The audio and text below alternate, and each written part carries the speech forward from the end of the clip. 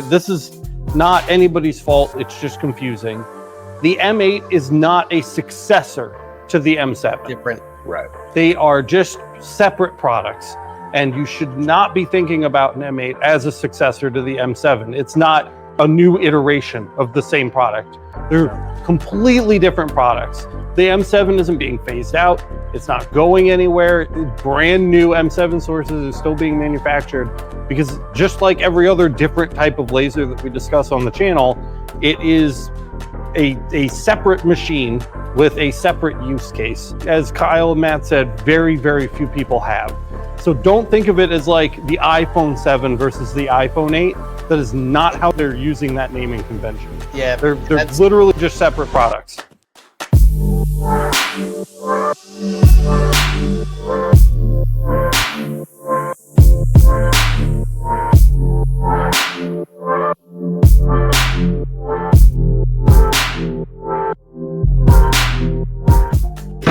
Welcome to the Laser Source Podcast, your number one podcast if you enjoy putting people on the spot and causing social anxiety.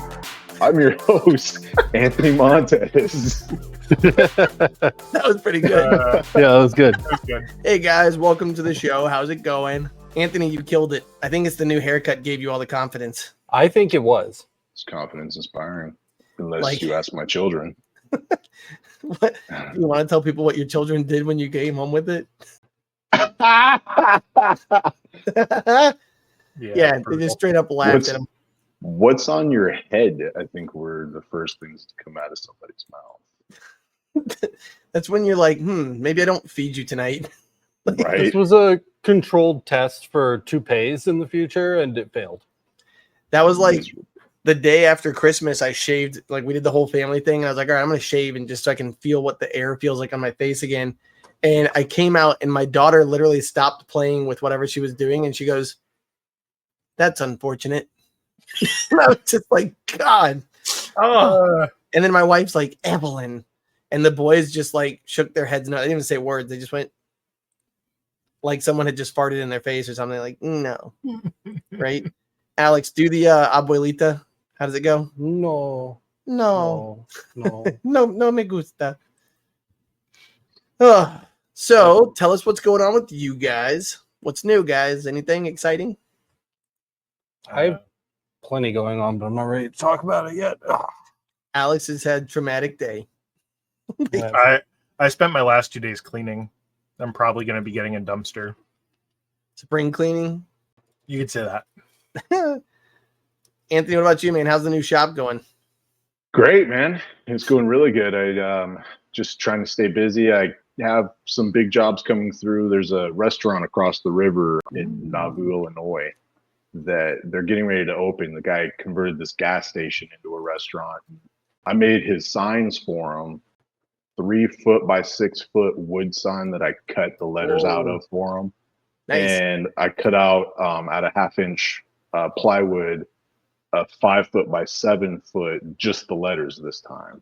Holy so shit, one's cutting out letters on a piece of wood, and the other one's just cut out letters that he put up on a giant piece of wood for his sign by the street. So that is super intense. Like, so how, did you treat it like a special way? Because we had a Wild Willow Woodworks on here a while back, and she made that sign for outside, like, but she didn't remember what they did to it. I think she just said they painted it with like a coat of something.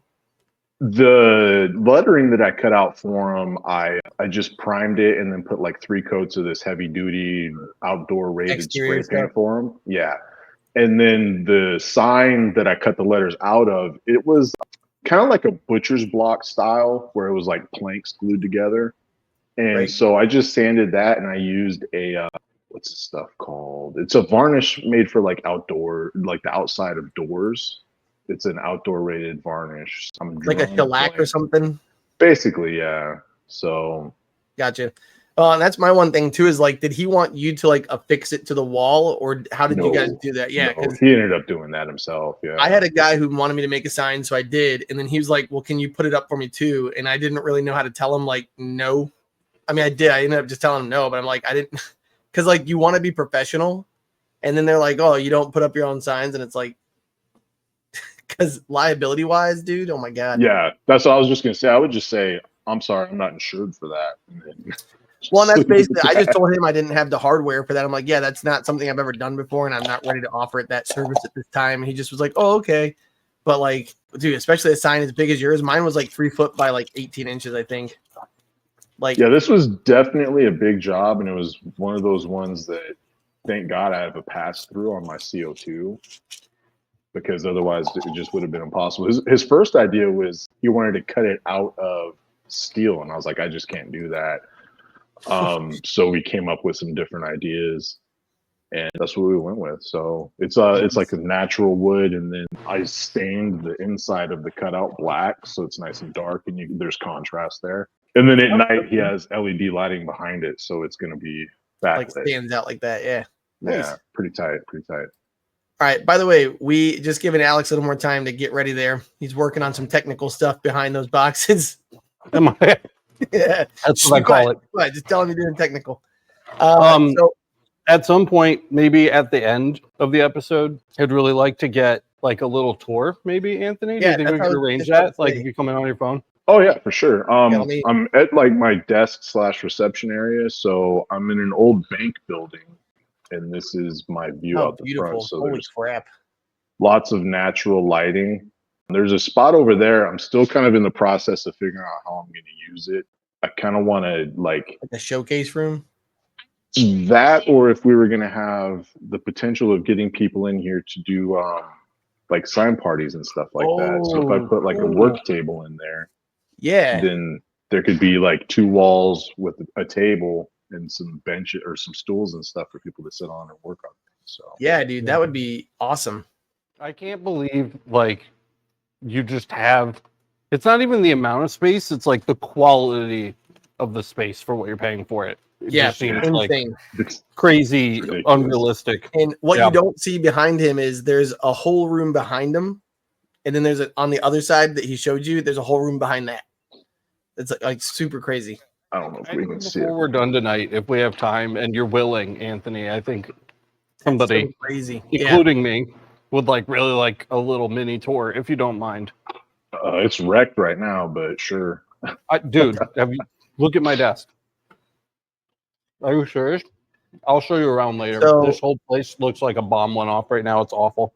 A good segue for that little workroom we were talking about a second ago. So what I've been working on is I got a whole bunch of really cool stuff from our sponsors, Johnson Plastic Plus, where they literally, I know, but they sent over some really cool stuff called like craft plastic. I'd never even heard of it. It's 4 millimeters thick, or 0.4 millimeters thick. Well, not 4. Whoa. It's 0.4 millimeters thick, and it's like, I was like, what am I going to do with this? And then came up with the idea for like a carrot, right? But I hate painting and crafting. So I literally made these cool little things, and no painting, no nothing. And they're pretty slick, man. I made a video today showing you guys the process of this, and it's really simple. But what's cool is I took this file like that, the SVG, and then I basically used the cut shape tool to create like a little pinch point where I had the green and the orange. And then I just cut out the letters and used the white MDF behind it to be a really cool hang tag for Easter. So if you're like me and you hate painting, it took like 10 minutes worth of design time, but the good news is it meant no drying, no sanding, no nothing. I just put adhesive tape on from David Brown, and bada bing, bada boom, bada ferd. Right. So there you go. Dude, those came out great. So yeah, so that'd be really cool. Sorry. That's the kind of thing you could literally do these kind of files, have them pre-cut and ready to go, and let kids make all kinds of really cool stuff with no painting. That's huge. Just saying. Like, that's where, yeah. I did the math on, I think it comes out to like 2 cents a square inch on the material, something like that. And you have an episode coming out for that, right? Yeah, like I literally just filmed it today. I'm hoping, since we've got Easter like 2 weeks away, right? Not this weekend, but next, I think. Yeah. I hope. God, this like year is flying by. It is just about the editing queue. So last weekend in March. It should be coming out like right on time. Yeah, so that's it. So I'm going to dump all that files, the footage that I took today. It's also just a really good skill. So this is what I was talking about, Alex, because he was like, what skills are you doing in there? And it's applying tape. Like a lot of people have never really applied adhesive tape, double-sided. But it's super simple, especially with flat plastic. You just drop it on, air bubbles, bada bing, bada boom. And then the cut shape tool is just such an easy thing that you don't really think about using. So I think it's a pretty useful thing, especially with the holidays in the future. If you're making any type of letters for ornaments or for coasters, you can take one of the letters in the alphabet, chop it, and create your own alphabet basically for engraving. True Tech says, anyone slice up food with a laser before? Yes. No, It's usually regrettable. We Alex have has a done a whole- bagel. I did a an Oreo. Yep. We both, to be fair, we both did the Oreo. I Yeah. just wasn't dumb enough to eat it. Yeah, I ate it and it was a horrible I licked experience. mine. So, like, here's how I like to describe eating a lasered Oreo. You know, after you do like a season worth of grilling and all that little like fat charcoaly crap on the bottom of the grill after you've not cleaned it for like 6 months? Imagine taking a spoonful of that and eating it. And that's kind of what it tasted like. And the taste didn't go away for like 4 days. The bagel was similar. You're welcome. Lasered food is not the go-to. It's not the way. No. Not It's that anti good. the way. Yeah. Like maybe a marshmallow. Maybe. If you lit it on fire and could charcoal it just right, maybe. Yeah. Well, they engraved the pumpkin pie at LBX with the logo. I didn't get a slice of notice that. Was it any good? I didn't notice anybody complaining about that. I didn't eat any. I tried to give some to my kids, but they were too busy looking at all the. It was during the little Yeah, like all the vendor craziness. event, so they were looking at all the different stuff out there. So I don't know. Maybe pumpkin pie has some special property that makes that kosher, but every piece of lasered food that I've ever consumed has tasted like Satan's butthole. So Yeah, it's not an uncommon thing for like brandings to be burned into like cheese platters, like cheese on cheese platters, like whole ass cheese wheels that get displayed at like corporate events and stuff like that. But you wouldn't want to do it on something that you actually have to like cook it into to actually get a mark. So yeah, the sign on the left-hand side is the one that I cut the plywood letters out of. And then, so that's just a big board with them glued to it. And then the one on the right-hand side is the one. That was, what, so it was 1.25 inches of wood that I God had to dang. cut through with my my little 80-watt CO2. So that was very time-intensive, but I think the end result turned out pretty darn good. So That looks awesome, dude. small sign's 3 foot by 6, and then the larger one's like 5 foot by 7. That's wild, dude. That looks really good. And so the one that's on the right, like that's closest to the camera, that's the one that has the backlighting behind it. Yeah, it's not installed yet, but it will be very shortly. Dude, that's Nice. dope.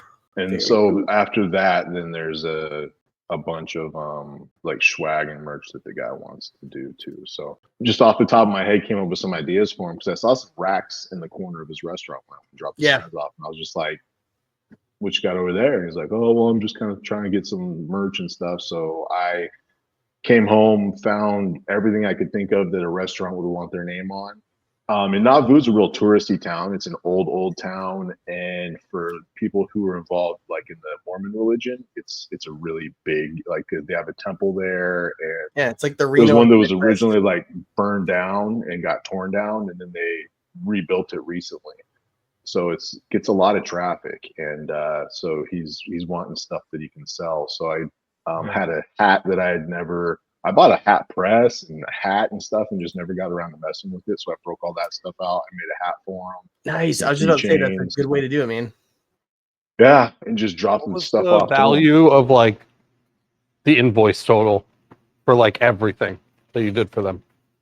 I haven't closed out the deal yet for the merchandise, so that's TBD. Nice. But yeah, That's so good. That means hopefully they we'll want get a good more. order. That means you're making Oh, more. for sure. Yeah, I just dropped off demos. So I gave him a hat, a couple keychains, a glass, and like a T-shirt. So it all came to like maybe $20, $25, Nice. and I'll end up scoring, a really good deal out of it and making some good money off of that relationship. You've been so busy, dude. trying. Well, Yeah. And the other thing too is I'm glad that you took samples. I know like somebody, I think it was in Discord like a month ago or like a couple of weeks ago, somebody was like, is it okay to take samples in to show people your stuff like with their logos on it? My answer is yes. Most of the time when I've found anything like that, number one, they don't even have an appropriate logo. Like I'm like, hey, do you have an SVG? And they're like, I have this picture of a picture that I took on a phone with my phone. And I'm like, oh, okay. And so I just go on their website and find it and I make stuff for them and they're like blown away. And that's actually the cup order that I had. I think it was like 45 cups from a high school. I took like a new principal had gotten hired. So I literally made him a cup with their logo on it, took it to him with a Christmas ornament and said, hey, congrats. I brought you over a couple of things. So way to go. High five. And he ordered, I didn't hear from him like for 2.5 months. That was in like September. And then right at the beginning of December, he called for like the same thing. He was just like, oh, sweet. I want 40 of these and 40 of those. I mean, what do you guys think? What's your take on that? Is it okay? Yeah, I just this don't past Saturday. What would Oh, sorry, what would the counter argument be? I don't know why it So wouldn't some be people okay. are like, you shouldn't do something with other people's logos. And this is like in various groups. I've seen it in like 3 or 4 different groups.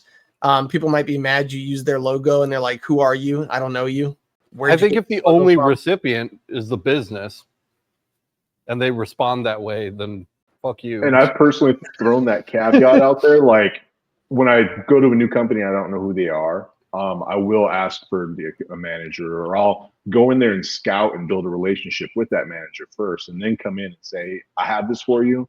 And don't worry, this is the only thing that I put your logo on. I'm not trying to scalp your stuff, but here you go. This is something that I might be able to do for you in the future if you'd like, So I always throw that out there. Like, I'm not putting this on anything else but this one item or these 2 items that I'm giving to you. And I've never had any negative feedback on that. I think as long as you qualify that they own all of the produced product, that's what else could you possibly need to say? I can't imagine. I have a really, really hard time imagining a business owner responding with that from that negative angle. Yeah. I don't think I've ever heard anybody respond that way before. And if somebody did, it would be like a bizarre exception. Like that's where I would say, well, I'm not the manager or the owner. I just work there and they wanted me to bring it by. My boss's name is Kyle and I've got his phone number right here. Oh, don't put me in this. He lives in Connecticut.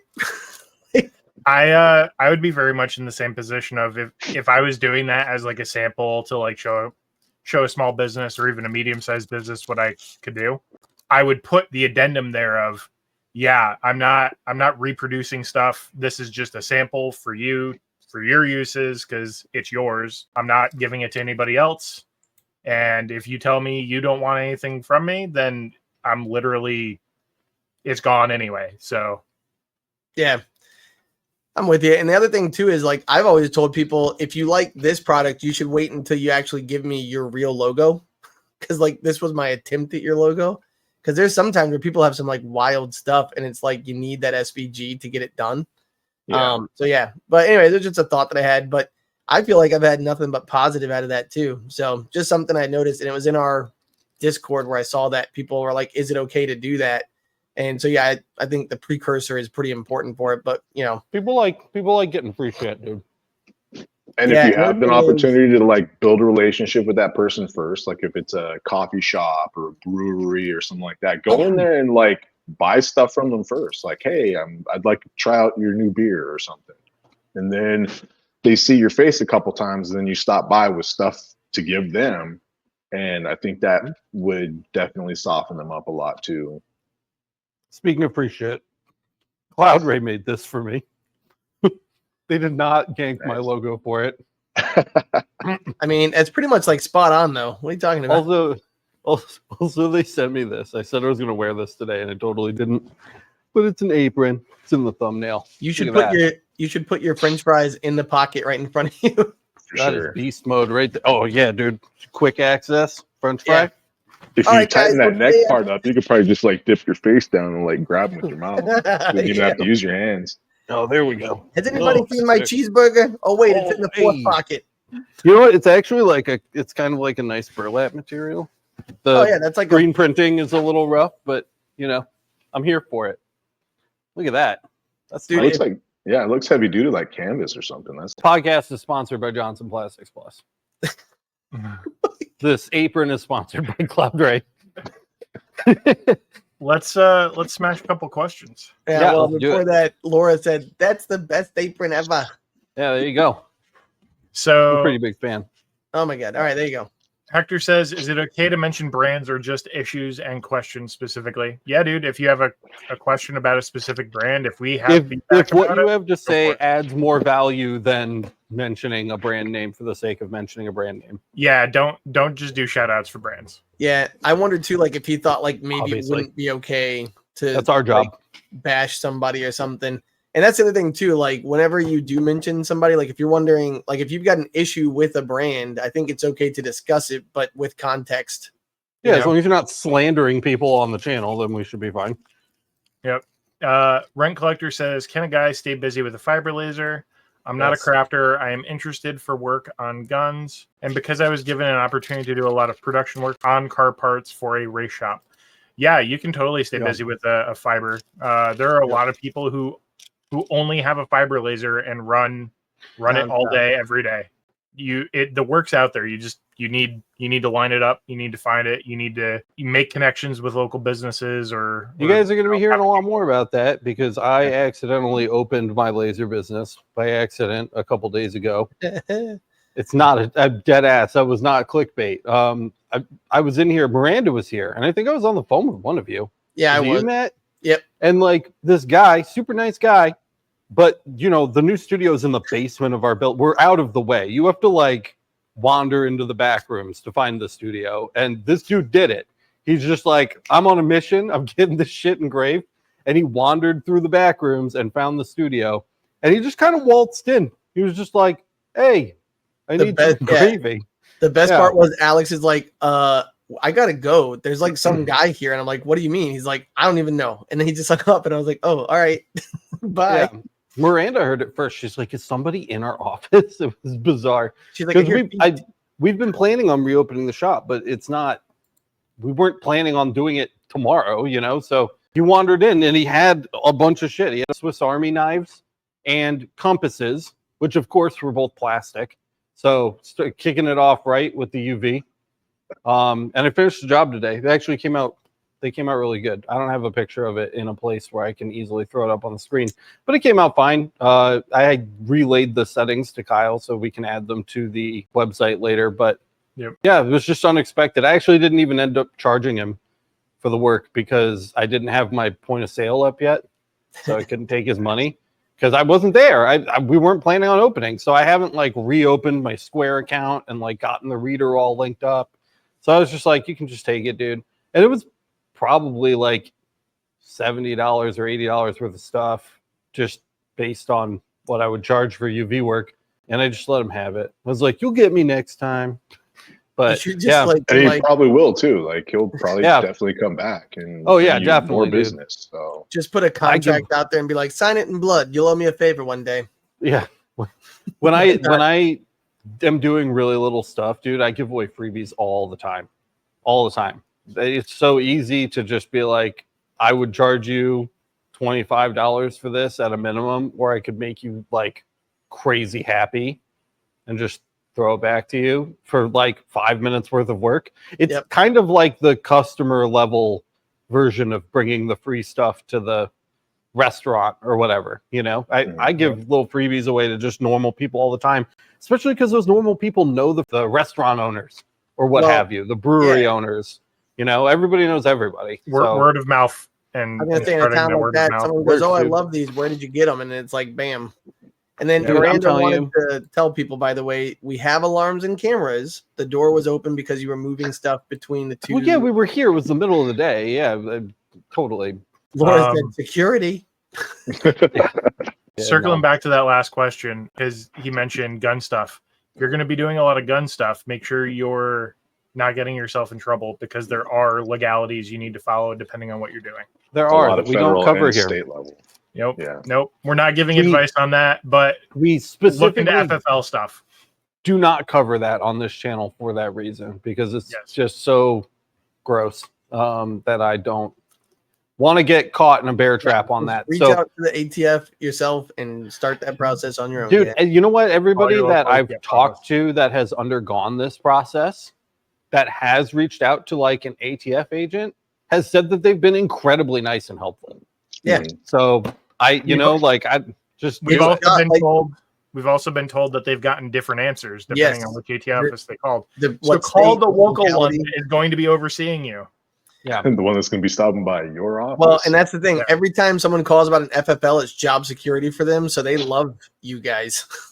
Like that's literally what they do. So Yep. Actually, No. I had 2 goals that I wanted to achieve this year. The first one, I wanted to get set up with the University of Iowa to do their license stuff, but they're out of control. So I kind of pushed that to the Big one. side. They're like, that'll be And, $45,000 and that'll cover you for 6 months. Well, I don't want Also, we want a to talk percentage. bad about them or anything, but they're a little bit on the extreme side. But I kind of pushed that to the side. That got replaced with I think with the amount of requests I've gotten so far, I do want to apply for an FFL. nice. So that's something that is kind of daunting, but it's definitely something that I think I can make a lot of money off of because I Who else live can do out in the it? country, dude. It's a big, shotguns. The demand rifles, is just and all off that the out here, charts. So Yeah. yeah, so Well, and I've another already thing had is, to turn down a bunch of business because I if don't you're the wanna only get caught guy up who in can that. do that in your area too, I'm not trying to say charge what you want, but you basically have like a monopoly on that. I'm in the South, as you know, and yeah, like there's so many people who pass guns down and do all kinds of stuff like that. And I have so many friends of mine who are in law enforcement and they want stuff done to their personal pieces. But I told them, I'm like, you as a law enforcement officer can understand I can't do that. And they're like, fine. But it sucks because like, especially because like they go and when they go to the range and they show off that piece, 10 more guys are going to want that stuff, or people, guys or women, whoever, any officers who want it are going to come find you. I've had to turn down a couple of people as well. And actually, like people who there's an FFL Smith here who does building and all that stuff. I don't know the terminology or the numbers, but they asked if I could label stuff for them. I'm like, does that mean you have to bring them here? Because I'm not bringing the laser there and you're not operating it. So I don't know the legality on that. Yeah, I think we're going to wait on that. How about you get a laser and I'll teach you? So, Laura said paint parties are good money makers. Circling back to what Anthony said earlier. Yeah, absolutely. Yeah, Boyce has been doing pretty well with those too. Like he's actually been, if you look at his Instagram and stuff like that, I think that he and Diana have been doing really well with those. So more power to him. Yeah, like right around the corner and 3/4 of a block up, there's the Fort Madison Area Arts Association. Oh, And awesome. I had a meeting with that lady last month, the one that runs it, and we kind of sat down and talked about like potential projects that we could do together in the future. And I told her I've got 1,000 square feet of like open usable space. Like we can make something happen. So we're gonna meet up again soon and try and get all the details kinked out. So That's pretty dope, dude. yeah, it's exciting. Oh, I yeah. just wanted to show, like, I've been breaking out all of the flat stock and stuff, and I added it as part of the set because we're going to be covering a lot of it on the channel again when we're doing like projects and jobs for people and stuff. So I've been filling the shelves with like all kinds of stuff. I've got every kind of like slate that you could possibly want. We have a big, beautiful pile of glass up here. Really pretty. Oh, that's nice. Yeah, dude, pro tip on buying glass for your shop, even if it's just to practice on, go to a store, probably online, that sells displays for stores, like Display shops. cases, like a display case. Yeah, these are replacement shelves. Oh, that's smart. These are replacement shelves for those display cases, and they're thick. Look at that. They're like at least an eighth, like 3 millimeters thick. And this was what I was using before, which is crazy thin. This is like 1 millimeter From a picture frame. frame glass. Yeah, that I just ganked from a bunch of picture frames. This is so much better for testing, and it is usually a little more realistic because glasses, even just drinking glasses, are closer to this than this.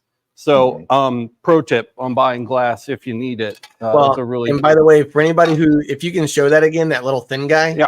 Anybody who's ever practicing on their UV with this, and I found this pretty true, your depth of field is only 1 millimeter or so, but it's enough to actually go between, like if you have any type of warpage on that glass, it'll actually shoot like engrave on the top, then engrave through the bottom, and you'll think you're out of focus, but you're not. You actually, you just need the thicker glass like Alex was talking about. So that's one of those things. Like I was helping a guy one night for like an hour and a half, and it just ended up he was using crappy glass. Yep.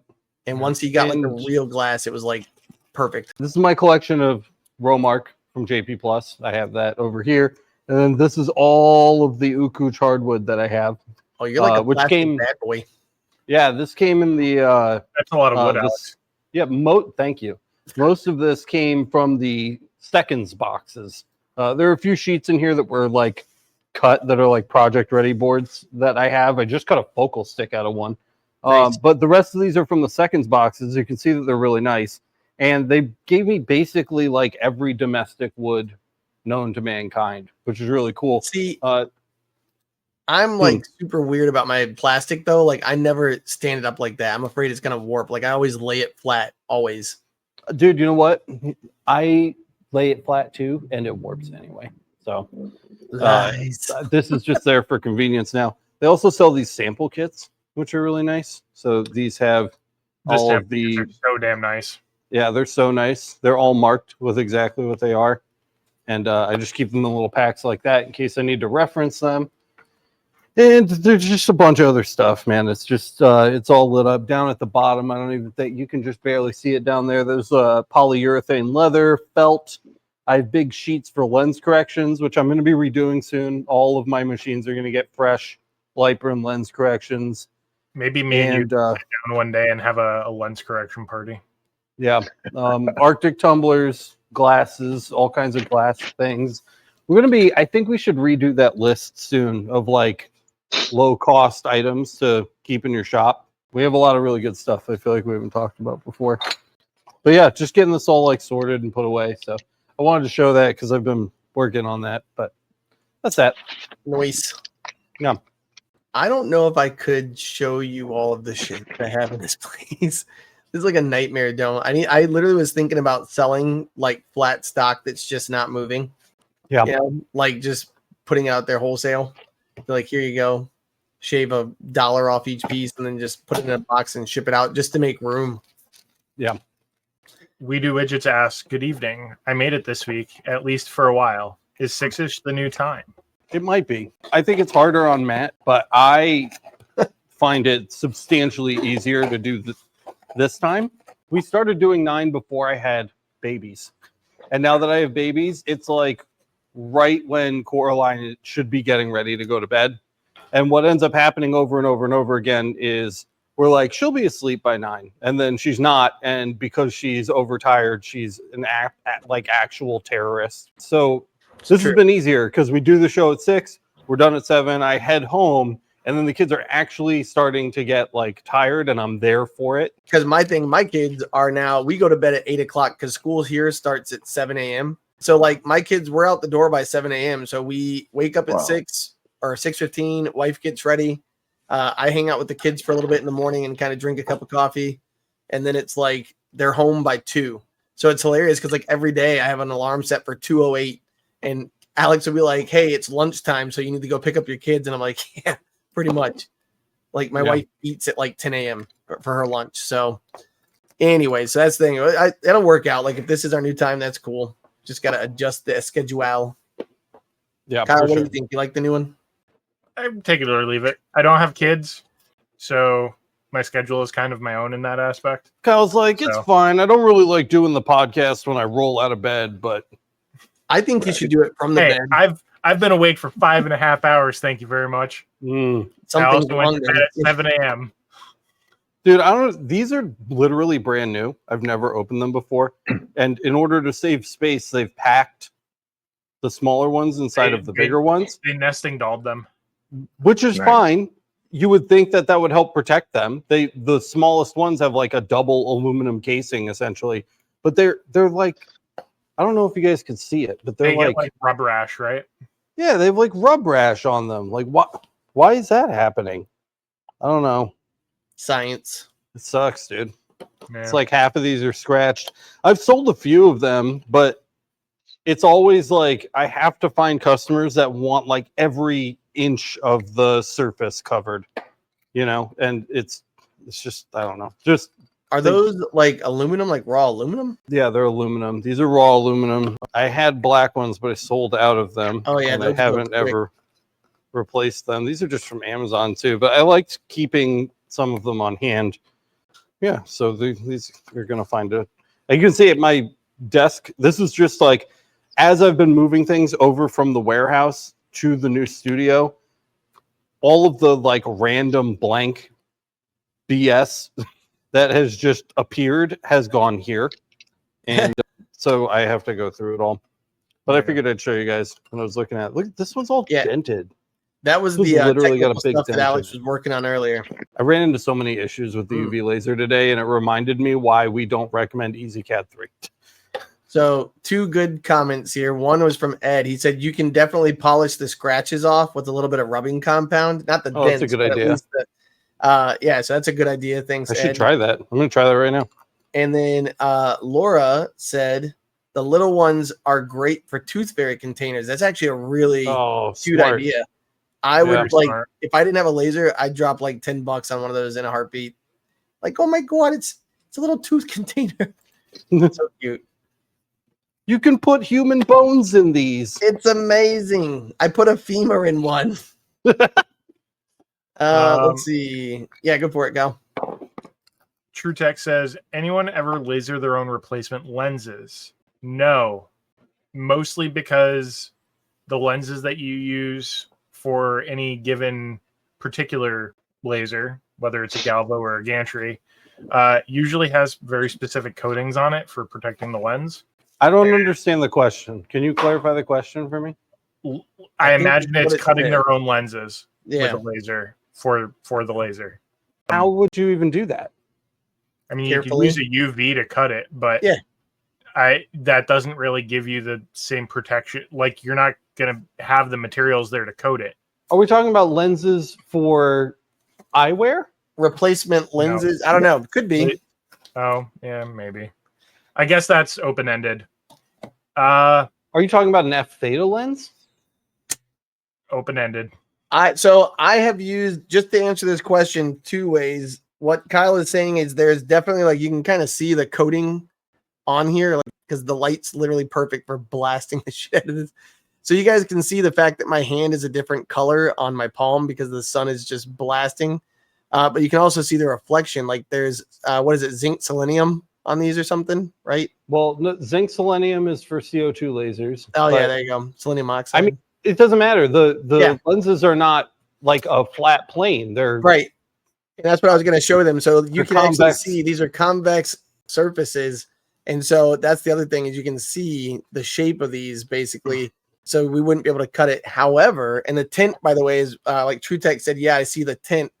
So literally that's the coating that's on here to protect the glass from that, like the power basically. The other thing would be you can cut glass. Like I have a customer who came to me and they had an antique cigar device, and it was like an ashtray that had a roulette wheel in it, and it basically just had a circle of glass that needed to be cut, so a flat plane of glass that needed to be cut.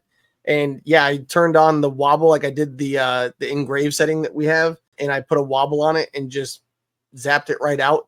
It actually fractured the glass around it, and then I was able to just kind of like tap on it around the edges and it fell through. I took a little abrasive to the sides to make sure there was nothing that was going to cut my customer. And then I placed it back into the cigar tray, and like that was that. Charged him $20 for it, so it was like a 3-inch circle.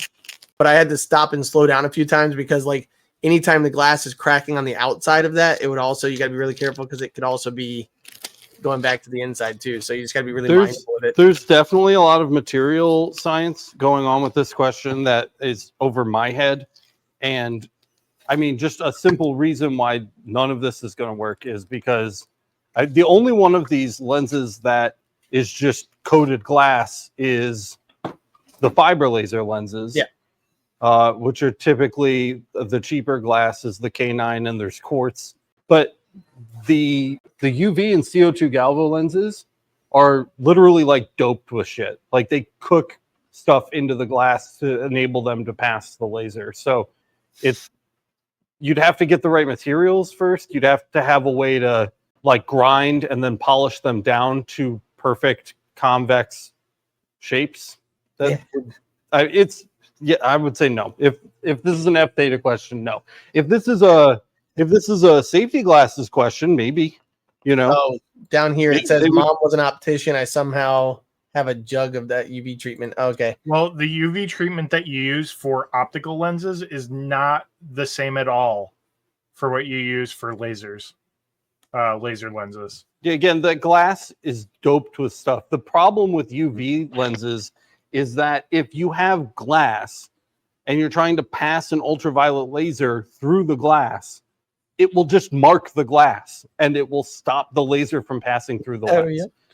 So the glass has to actually be doped with a certain amount of element Y or element Z to make it transparent to the ultraviolet wavelength so that it can actually pass through the lens and hit the substrate. That's why you actually don't see UV laser sources or CO2 for that matter being passed through a fiber optic cable, because it would simply mark the fiber optic cable, which would make it opaque to the light, and then it would never get to its destination. So basically it's like the Powder Puff Girls. It has chemical X. Yeah, basically. I'm trying this rubbing. I literally have rubbing compound right here, There you go. and I'm trying a dot of it. Let's watch him do this while we get the next question. Keep it moving here. Is that McGuire's? I'm trying to go with the grain here. All right, This so- is McGuire's. Yep. Nice. So Sam earlier said, "Can I do this in relation to your the title of the thing today?" And he said, "Yeah, sure. Just outsource it to Miranda. She'll get it done. She's a boss." Yeah, like I always say, Miranda keeps me out of jail, so it will ultimately be thanks to her when we are inevitably successful. I know I can do it. I'm already tired thinking about it. Damn, that does work pretty well. Yeah, it's going to be a lot of work. Chris is coming. Rhiannon is coming. They're going to require training. It's going to be really hard to train them while trying to also make sure the jobs get out and the videos get made and making sure that these two numbskulls keep doing their jobs. So it's just going to be a lot to balance. And that's why I made the title, Can I Do This Again? Because when I did it the first time, I literally had nothing better to do than just sit around and work on that, experience for the customers and making sure that we were offering the best service we possibly can. And my plate is much more full now. And so I'm a little concerned, if I'm just being honest, trying to make myself a little more relatable. To take away, go go ahead. Be a lot. No, Take away from your anxiety and shift gears and talking about full plates. Ed and Michael both want to know, how do you know what Satan's butthole tastes like? Dude, don't ask questions you don't want the answer to. That's fair, and we'll give it. Yeah. That's where we'll stop that one. Yeah. Going way back to that was like 30 minutes ago. Jack in the Shop said that his CO was like that with their logo. Yeah, military, by the way, a lot of times you have to get a lot of permission to use anything from the military or from any type of like service, So just a heads up for anybody out there. That's definitely not one that I would do. It worked really, really well on the one with light scratches. I'm going to try one with a few. This is one of the outermost containers, so it's seen the most action, The most if you will. So I'm going to try to put a little more on this one, but it did work really well on the very light scratches. This is probably just because of the amount of elbow grease involved.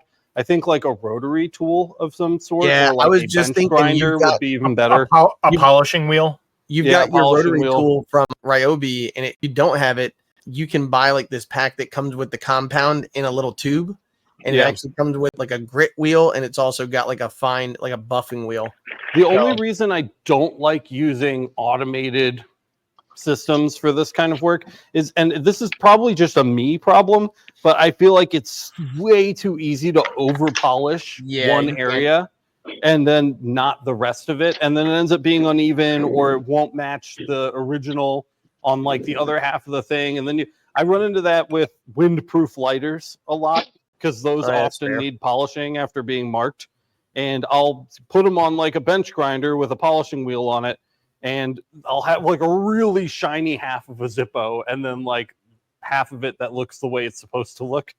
And so, you know, I find it a little easier when doing low quantities to do this kind of work by hand. It worked very good on the deep scratches. Not excellent, but very good. Yeah, but enough to certainly where an if you're gonna hit it improvement. with an engrave, that looks dope. Yeah, so basically, when I offer these to somebody, I would probably polish up my best 3 and put those on the display, you know, out in the kind of customer room, and then polish them out of the box as needed, rather than doing them all in advance, because they're just going to get scratched again. You mentioned grain. You said grain before. Do those have like a brushed appearance to them? Yeah, they do. It's very, very, and this is a flaw in my camera setup right now. If I climb up on this chair like an idiot, focus. Oh, I can't reach any higher. Please focus. Welcome to the Laser Source Podcast, the #1 podcast. If you love the back, oh hey, look. Speak of the devil. I'd If like you love the back of my head. that. Is that the devil's bow? What are you talking about? Okay, here we go. There it is. It's gonna happen right there. Hey. Boom. Oh, okay. Yeah, that's pretty good. Can you see it? Whoop. Yeah, there's a dent in it now. And now it's Now it's scratched really again. scratched. Yeah. All right. Well, a couple of things real quick. Ed C was agreeing with you. He said for the more dense scratches, for heavy scratches, he uses the Jules compound with a Dremel. But Yeah, I have that too. with the green compound. But what he was saying is, and this is exactly what you were saying, the brushed aluminum. I like that. Where'd it go? Problem with aluminum is if you use it too fast and it gets too hot, it discolors in that spot, and that's that. Yeah. Like that's what we're talking about here. So yeah, it's one of those things. Well, one thing I was going to bring up is Resin Dragon said, "Buff it again." if you have like 800 grit sandpaper laying around, I cut this brass G out of a sheet. Oh, hold on a second. And you can see it was shiny and scratched, and I actually hand brushed it again. Ooh. So I used this. You can get it in an automotive store. It's 3M, and it's 800 grit, and you just lay it down on a flat surface and just in one direction, just keep swiping, and you go over it and over it, and it will redo that brushed look. I had some stainless steel business cards that came scratched, and I ran into that an issue with I was trying to sell it to somebody, and they had these gouges in them. So I actually sanded them down, went to 400, and then went to 800, and it gave it a flawless brush look to it. See, That's I actually awesome. did that with a brass coin before. It was before I knew that you could do it, like the different layers and stuff like that. It was like one of the first coins I'd done, and there was slag built up on the top. And so I was like, oh, I'll get it off of sandpaper. And I just went like this, and it looked like crap. And I was like, oh God. And then my dad goes, why don't you just brush it one way all the way across? And I was like, oh yeah. And it literally looked like it was a brushed surface on one side. So I was like, yeah, that's pretty good. And these have they're padded, so that's nice. it'll help conform to any irregularities in the surface. So it's not like sandpaper on a table where some spots might hit and some won't. Yeah, This and will kind of. I'm glad It was you just an said idea. that. So we actually just had a guy on the LMA this week. So hold yours up real quick if you don't mind, if you got that still. The guy on the LMA was struggling to mark brass with our brass white settings. And one of the first questions Alex and I both asked was, does it have treatment or is it sanded? What is it? What the surface looks like it had an issue with it. And one of the people from Australia on the LMA was talking about how they have different grades of aluminum. So yours is definitely ready for marking at this point versus this guy. So this is the back of just a little trophy plaque, right? But this is definitely treated and it is not ready for engraving. So you could blast this with a dark engrave and do something on it, but it does matter and it is different. Yeah, But you're going to say you can favorite sandblast market, it, which is a really good idea. If you have a sandblaster, sandblasting brass like that would be a good idea. Yeah. Because it'll take that coating right off. I think it was Alex, you helped me answer that question, right? Yeah. Yeah, so literally we looked at the pictures, zoomed in, we're like, no, there's definitely a treatment. You can see almost like a patina on it, like some kind of a thing. And so he said that there was an oil on the surface, and that's what they did. They basically sandblasted it, cleaned it off really good, and it was like chef's kiss after that, Yeah, that's something that's missing from my shop that I feel like would be immensely helpful to have. It doesn't need to be a super nice one, but like a sandblaster would be so convenient for so many things here. Yeah, like every time I go into Harbor Freight, I always walk past that one that's like the cheap one, and I'm like, maybe, but then I'm like, nah, God, just the amount of abrasive and all the stuff. It's just like another thing. Oh yeah, look at this. Yeah. What are you holding up here? Shot glass. They're just shot glasses. Yeah, have some shot glasses ready to go. Hey, These are just some no-name brand. There's 12 Alicia's here. of She them in said that box. Sandblaster's next on my list too. I have so many people that just walk in and they're like, "You got a shot glass?" Yes. Oh my goodness. I have one. I also wanted to show these. Again, I'm just breaking out the stuff that I need to get ready for us reopening, guys. These, nothing. Oh yeah, look at These these. cost a dime or whatever. They're just Altoids boxes. There's a silver one. There's a black one with the painted coating on it. It's nice and matte, just like the really nice business cards that we like to talk about all the time. They both look great. Giant box of them. I had 2 boxes. I just combined them. And I those do would them be often great. enough. These sell. Yeah, these sell. These sell and they cost nothing. I just combined my 2 full boxes of these into one box because I didn't have enough to fill the 2 boxes anymore. And these, unlike the stupid rounds, actually come packaged in like a nice, yeah, it's just thin plastic, but it's enough. It's all you need to stop that scratching from happening. This looks brand spanking new. This is shiny as all hell. So 2 things real quick. Number 1, Alicia, to you, said, I got those shot glasses that you recommended from Bar Products, and they're great to engrave because they're nice and flat. yeah, So, barproducts.com is amazing. Yep. So thank you on that one. And then the other thing I was going to say is Alicia's daughter has a jewelry company that's called Kickin' Silver, and it's literally hers comes in something similar to that. It's like, I think hers was round, but that's the kind of thing, if you went to a jewelry shop or like a custom jeweler or something like that, you could design those and sell them those boxes, buy them for a dime, engrave like Anthony was talking about. You go to their shop, you see those things, and you walk in and you're like, hey, what does your packaging look like right now? And all they'd have to do is put that little fabric-y stuff down underneath it. You know, I'm talking about like the cotton fabric stuff. Which you could probably laser cut for them too, let's be honest. Yeah. And so like just bada bing, bada boom, you just made some easy money. And those are the kind of things that they need all the time. They're consumable. So I said that like 4 too many times tonight. Just so you know. Bada boom. Wham. Anthony, did you have something you wanted to add? Bada bing. Oh man. Kyle, what do you think? Whammo. Alex is just like, I hate these guys. So True Tech was asking about what about sintering sand into structures using a laser? What is sintering? I don't even know what that is. That's out of my league. It's like you're forming it into something else. It's like laser sintering metal is like you're 3D printing metal using laser sintering. Didn't answer my question, These but okay. You form it into structures. It's sintering. It's like when you sinter something, you like sinter it into something else. It's a sinter. You're taking like powderized or granular product and turning it into. Oh, like when Michael long used form. the powder coat with the laser? No. It's like if Michael took powder coat and turned it into a 3D print. The Eiffel Tower. Oh, yeah, no. That's what he's talking. These are not designed for that. There are 3D printers that are designed to do that, and these are not them. We don't have the okay. Z capability. It's 3D printing with metal. There you go. Yeah. These are not designed for that. Even a 3D fiber, for example, would still be the wrong tool for that. There are purpose-built machines for stuff like that.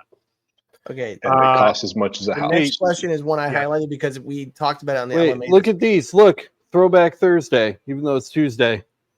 They're my free mascot glasses. Hey, I still recommend these. Yeah. These are great. Sorry, continue. Go ahead, Matt. Sorry. Oh yeah, I was gonna say I highlighted this one because we have seen it over and over, and actually there's 2 more people at the very bottom of our the live chat going on right now who just asked about it. Hector Torres says, engraving glass with a fiber laser. Do you need black tint or can you just go straight forward? Like I'm assuming, do you need to add the titanium oxide, like the brilliance ink? So go for it. So you need a thing. A UV. No, he's saying fiber. when you're using a fiber on glass, the videos you're seeing on YouTube, which is probably where a lot of the misconception comes from, with marking glass with a fiber, those are M8 sources, and they're using a higher output, I will say. It has to do with peak pulse output power. Yeah. So essentially, for 99.9% of people, because the M8 sources that utilize that just aren't a ton of them around. You can't even find them. They're the only one and rare. The only manufacturer I know of that sells them. Usually, you see 100-watt sources burning a hole through glass, and those are 100-watt M8 sources. The only one I've seen through a vendor is a 20-watt M8 MOPA from Cloud Ray, and I think it's like $4,000. It's the one you talked me out of buying. It's the one I talked you out of buying, because you could get a 50-watt JPT for that. And well, I got my 80-watt CO2 for that. So. Exactly, even better. Yeah. So I mean, there's a purpose built. Like, the M8 is weird to me in particular because it's like trying to force the fiber to do a job that is designed for a different kind. Like, get the purpose built machine for that. And there are huge trade-offs too. You lose with the M8s, you lose a lot of your pulse duration adjustability. Your kilohertz range is way limited.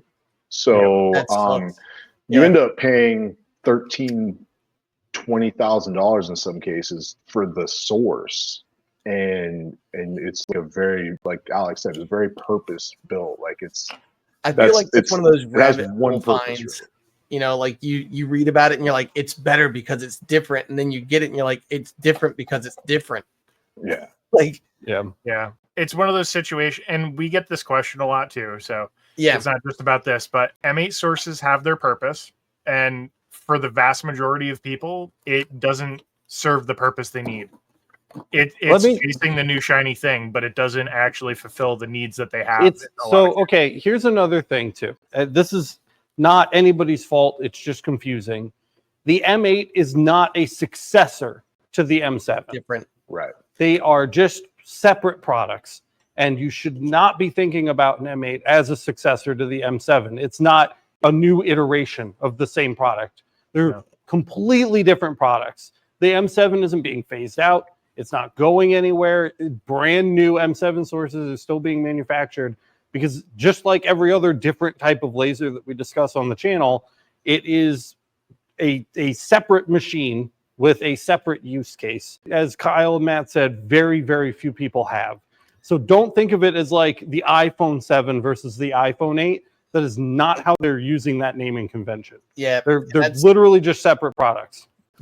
Alicia's in chat saying the same thing. She said it's like too many people are doing too much with one. They're trying to do too many things with one or two lasers.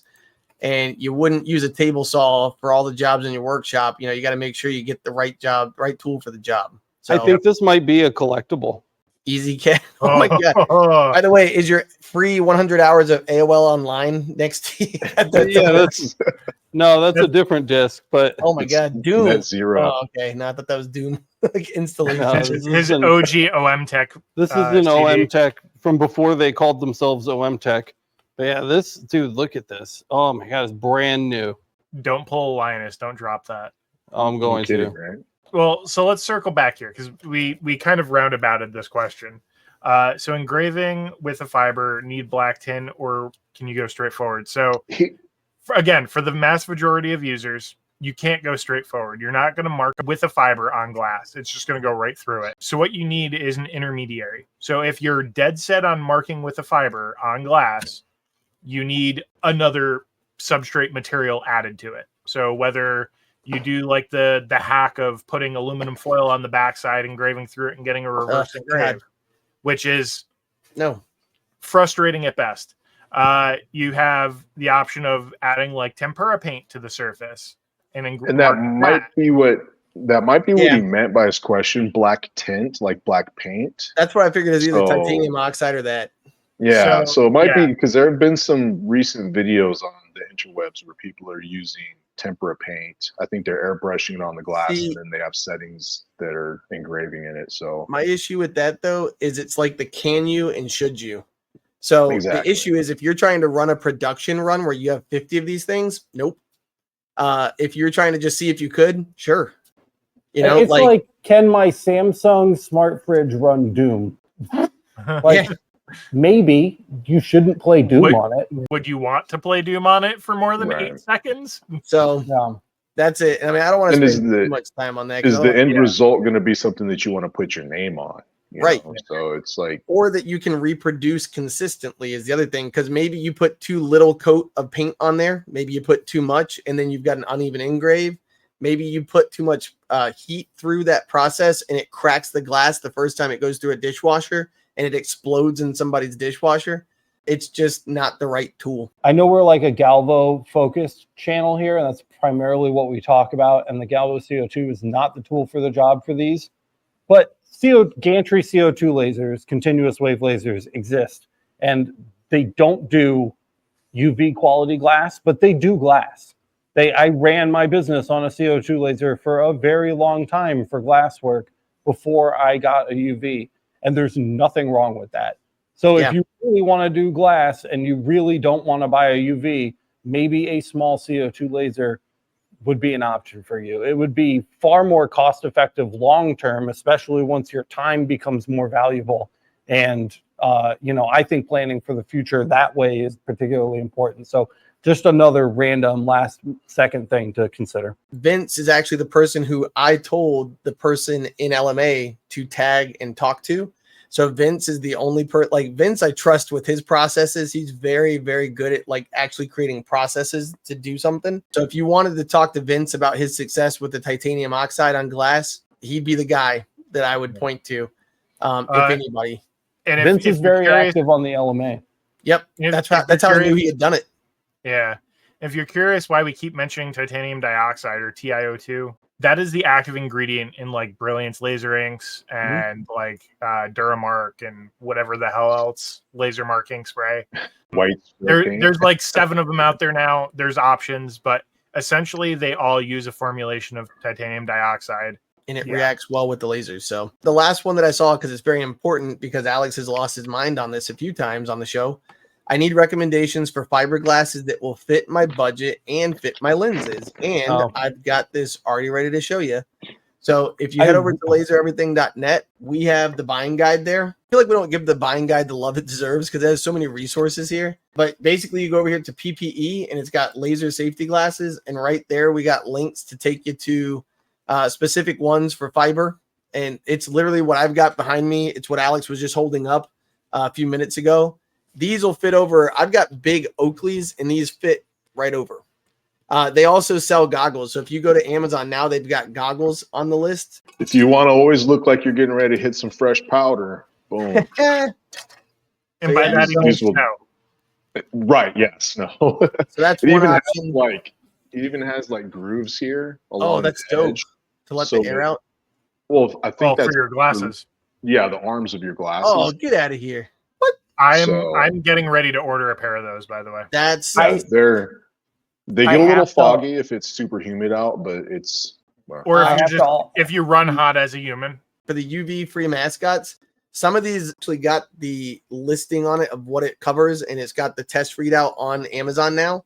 I think because of our show, honestly, they didn't used to have that, now they do. But anyways, what's cool is some of those actually will cover 2 different ones. You just got to make sure you read up on it. Because my UV glasses will actually cover the fiber also. It's rated higher for the UV, but it's still at like a 6 for fiber. So it's nice having almost like a secondary pair that you can use on a couple of lasers. So I have to address some misinformation here.